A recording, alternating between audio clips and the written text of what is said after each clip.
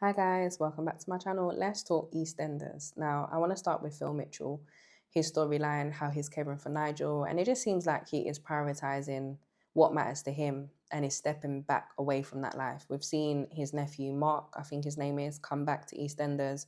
So Grant's son, he's gotten himself into some trouble with some bad guys, which is a typical thing for the Panasars and the Mitchells and, the families that's involved in that lifestyle. They're always finding themselves in problems. We even see it with Sam Mitchell, who is a female. So it's just typical for them. But with Phil, he wanted his uncle Phil to get involved and defend him. And we don't know exactly what he wanted Phil to do, but Phil just turned it down, which is the first time that he's done that. Because with Phil, he's always bailing everybody out. Everyone's always calling him for help, using him what is good for.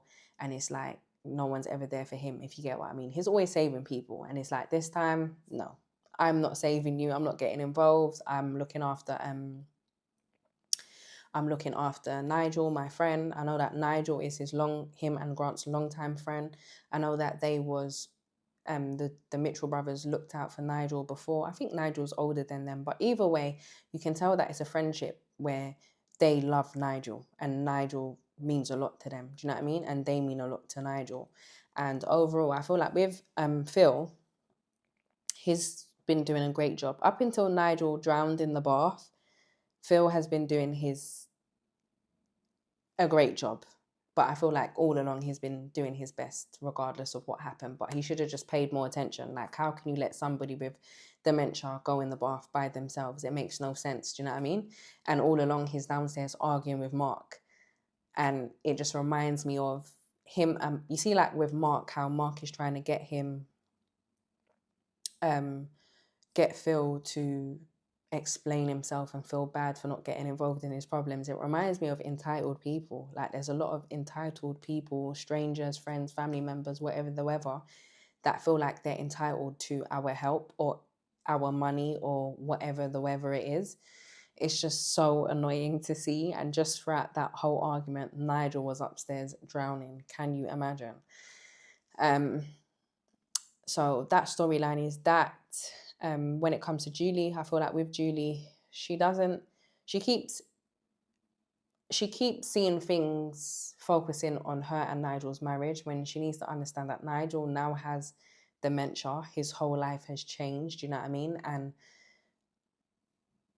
she just keeps thinking, she's trying to make everything as normal as possible, which is like kind of understandable but not sensible, because it's like you can try and make everything as normal as possible for them, but you have to be careful, do you know what I mean, and wary and think about what's best for them, because dementia is an illness that it affects people at different time frames. Do you know what I mean? Some people deteriorate quicker than others, type thing, and it's just not something to play around with. It's not hunky-dory falling in love with each other. Do you know what I mean? So that's that. Let's speak Max. So I watched it this morning. Ollie, Linda's son, was sitting around a table and Linda just knew that he was being bullied again. So Linda had something to say, Max had something to say, and Elaine had something to say, but all three of them came with different tones and different advice to Ollie. And Elaine was just telling Max to be quiet. And I thought that was just so funny, because it's like, people really don't like Max, including the grandmother. Do you know what I mean? They're not giving him a break. They're not allowing him to rest. And that's that. With Ollie, we know that he is Mick and Linda's son. He's autistic. So I feel like that little storyline is interesting, because Linda did say that he's been bullied time and time again before. And as we know, children, some of them get bullied anyways, but especially the ones with special needs and stuff. So I felt like it's an interesting storyline, especially how Ollie was not vocal. He didn't say anything. He was just sitting around a table listening to Max, Linda, Elaine, but he didn't express himself. And that is how autism affects people differently, but that's how it is with children who have autism. Like, they're not always vocal and they don't always express themselves, and they express themselves in, when they do, they express themselves in different ways. Do you know what I mean? So that's interesting. And then we've seen Kojo, he's got autism as well. His what's his name? George's younger brother. And then we saw his storyline with the Ravi, the Obi and stuff. So I feel like it's interesting how EastEnders always brings different scenarios, different situations and health conditions and stuff, or just different things that exist that we may not be aware of, but we can see in the show how it affects people differently. So that's that. Who else? What else has been going on in EastEnders?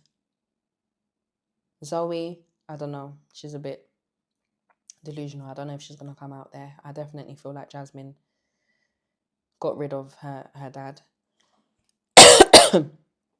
Especially because at the time, Jasmine didn't know that was her dad, but she knew Zoe was her mum. So there's a high possibility that she defended her mum. Do you know what I mean? So that's that. Kat, she's just trying her best. I like Kat though. And then Ravi. So with the way that EastEnders ended today was Nugget. It looked like he was having a seizure in the car. He wanted to do his driving lessons. Ravi wasn't there. Priya took him instead. Priya was having a go at him. Priya's his mum, by the way. She was having a go at Nugget, just saying that you're driving slow like an elder person, blah blah blah. And then Ravi and Priya start arguing. But whilst they're arguing, Nugget begins to have a seizure in the car. So I feel like this has opened a whole can of worms, because it's like, is there something that we're going to discover next about Nugget's health? Is it deteriorating from when he was attacked by his dad Ravi? And I feel like Nugget is going to find out about being attacked by his dad. I feel like Ravi and Priya, they're not going to tell him because they've been hiding it from him so far. But Nugget's going to find out, whether it's from an enemy like Nicola, Harry and their family, or Suki, because you know Suki, she don't really play, or just someone on the square, or I feel like he's going to find out. So I'm waiting to see that. And yeah, man, I like the way that they was arguing and that happened, because it just shows like sometimes parents are not mindful. Do you know what I mean? They'll be arguing and saying this and saying that and just doing the most, and it's like, you're not paying attention now. Your child is going through this or that. But it'll be very interesting to see what happens when he does find out, or when it's brought to light, because you guys know secrets don't last long in these soaps, especially in EastEnders. So let me know your thoughts, guys. Comment below. Let me know what you think about EastEnders or what else you're watching. Please subscribe, like and share. Bye.